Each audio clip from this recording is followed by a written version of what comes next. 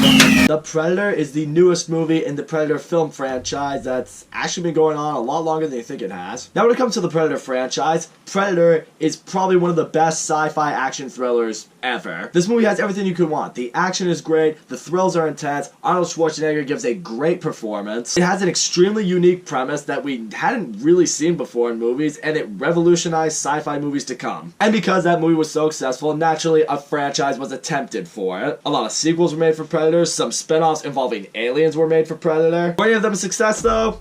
Yeah, not really. But apparently Shane Black thought to himself, you know what? I got a really good idea for a new Predator movie. Yeah, it's gonna revolutionize the franchise, it's gonna revive the old fan base, it's gonna bring in a new fan base, and it's gonna be awesome. And take my word for you guys, it didn't.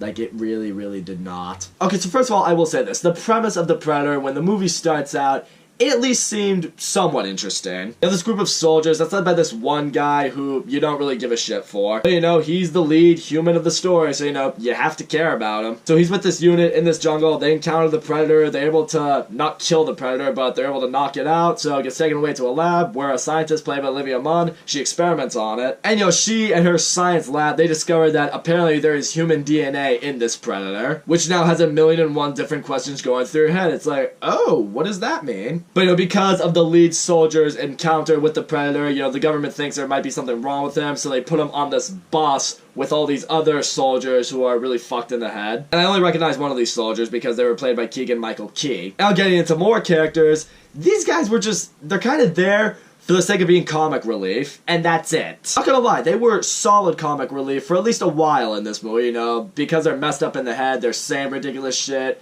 they're just, you know, saying whatever comes out of their mouth, and a lot of the times it's actually pretty funny. In like a really sick, twisted, messed up kind of way, because some of the stuff they say and just the way they act, but you buy it, and I laughed. But now they're gonna try to help the lead character get home to his autistic son, because that's where he sent the armor he collected from the Predator, and the son's been playing with that armor because even though he's autistic, he's able to decipher some of the Predator code in this thing. And then on the other side of the code, Olivia Munn and her gang continue to experiment on the Predator, but then the Predator wakes up and it violently kills everyone except Olivia Munn. And again, this scene was also pretty entertaining just because of, you know, the violence. It's bloody, it's gory, the way the Predator kills these humans, it's fucking brutal. There's literally bloods everywhere, organs are spilling everywhere, you're just like, shit, yeah, these things are as ruthless as I remember. But oddly enough, it doesn't kill Olivia Munn, which has you wondering, okay, you killed all of them, but you spared her? So that's what I'll say. For like the first, maybe, I want to say 30% of this movie, the comedy was really hitting home, and the action was fun. It was, I mean, it was bloody and it was ridiculous, but it was fun. The problem is, for a while, you feel like that's all the movie is going off of. Because ultimately, it reaches a point in this movie where you have no idea where the plot is really going. To break it down for you guys, the son is able to decipher some code in the Predator armor, which leads to a big Predator ship coming into Earth. And then you have this much larger, bigger, evil Predator on steroids. That comes to Earth, it sticks some dogs onto the world to find the kid. And then evil steroid Predator completely fucks up the other Predator that was killing all the other humans. That thing's dead now, and you know, now it's got its dog still going after the kid who's out trick-or-treating with the Predator mask so the bullies don't come after him. And then oddly enough, Olivia Munn is able to get one of these Predator dogs to listen to them by literally putting, I don't know what it was. Was it a tranquilizer? Was it a chemical? She put something into the dog's brain, and now it's brain dead, so now it listens to humans. And this is what the situation is for a while. Like, you know, all this stuff is happening, but you don't know where any of it is leading to. I was just sitting there like, okay, why did Steroid Predator kill the other Predator? Why did the Predator spare Olivia Munn? How were they able to get this crazy, evil mutant dog to listen to them?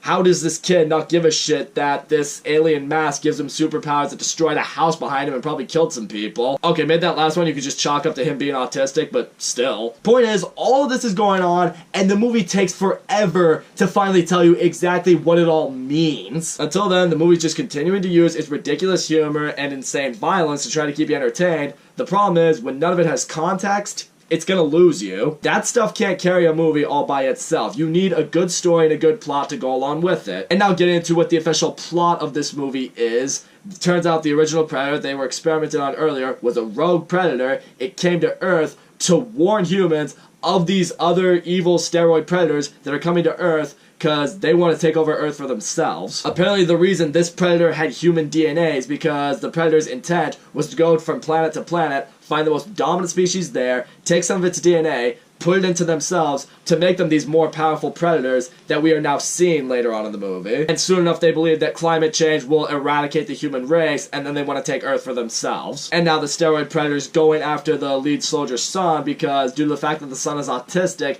that makes this predator thinking it's some form of super intelligence, so he wants to take that kid, take his DNA, put it into himself to make him even more smarter, to make him more dominant of his species. And once that was summed up in the movie, honestly, none of it made sense to me, and, well, here's why. Because honestly, now it just leaves you with 1,000,001 questions that are never gonna get answered. Number one, why did this predator give so much of a shit about the human race? Like, is it because it has human DNA in it? Is it because it fucked a human when it was on Earth and created mutant babies, and now it has a soft spot for humans? Yeah, I know, that last reason sounds ridiculous, but it's still going through your head because why not, right? And even more so than that, if it cared so much about saving the human race, literally going against its race to save this race, why, when it was captured, did it slaughter literally all those people? Keep in mind, when that action scene happened, those weren't accidental kills. Not like, oops, I accidentally pulled my trigger and your head blew off. Sorry. No, this predator was shooting to kill these humans. It wanted them all dead, except for Olivia Munn, apparently. Like, if you care so much about saving the human race, you know the humans have nothing that's gonna touch you, that's gonna hurt you or anything like that. Why not, when you just woke up, you escaped, and, I don't know, you try to track down these human soldiers, present them with your ship, give them what you need, what they need to survive, and then just be on your way. Escape this other predator that's trying to kill you. I don't know, killing a bunch of humans does not make me buy that it's trying to save the human race. That just didn't make sense. And also, you have the other predator, the lead predator that's going after this young boy because of his autism, but it makes you wonder, it's like, these predators have been around apparently for a while, they've been to Earth before.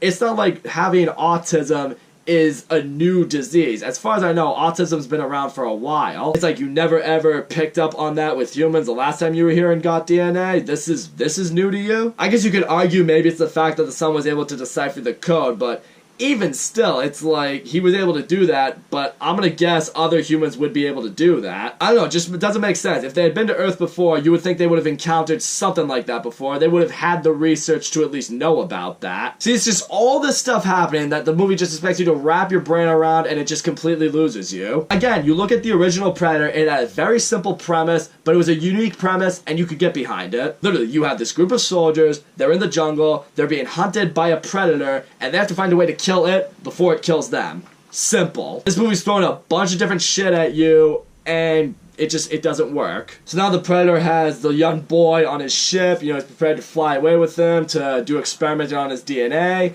and you know, now the humans are gonna try to stop him. But you know, now we're going back to what the original Predator roots were, you know, instead the Predator's like, you know what, I'm gonna hunt down these humans one by one and kill them, and then I'll destroy the ship so none of this science is left for the humans to work with. None of what's left by the original Predator can save them. And so, you know, one by one by one by one, all of those soldiers that we met, that the lead soldier met earlier in the movie, yeah, they all die. Did I care for any of their deaths though? Nope. That's the other issue with this movie. There's really no character development. There's nothing in here that really makes you get behind any of the characters in this movie. The lead soldier I honestly thought was a dick the whole time. Olivia Munn, I didn't care for her character. I didn't care for any of the other soldiers. Didn't care for the boy. I didn't even care for Key.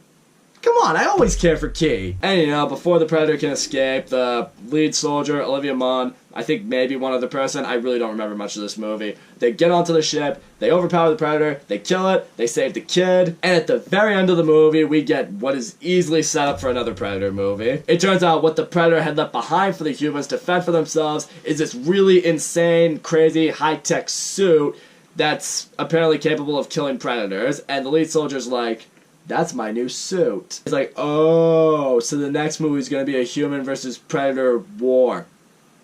Cool. So all in all, guys, The Predator was a mess. The movie initially has some good things going for it, you know, it has solid humor, it has fun action, the premise is interesting once you understand it. The premise in the fact that the Predators are coming to Earth because they want to use human DNA to make themselves stronger. I thought that was interesting. But the problem is, the humor and the action, none of it really has context in this movie. The human characters are terrible, I didn't care for any of them, most of them died, and I didn't feel anything. It takes forever for the movie to get going, and once the plot is explained to, you're just kind of sitting there like, what? The movie leaves you with 1,000,001 questions about the movie itself, which isn't good, that just loses you. The final action scene wasn't anything special, and really, the big alien steroid predator that's got all these hybridizations going on with it, there's nothing anything like super cool about it. It's really just a bigger predator. If you're gonna make this thing an insane monster, give it something that's unique, give it something that's really super intimidating aside from being just a really big predator. In the end, guys, we got one great Predator movie. I think that's all we're getting, if it wasn't established already. So that's all I gotta say, guys. Thank you so much for watching my video. Don't forget to leave a comment, like, subscribe, and I will see you all next time.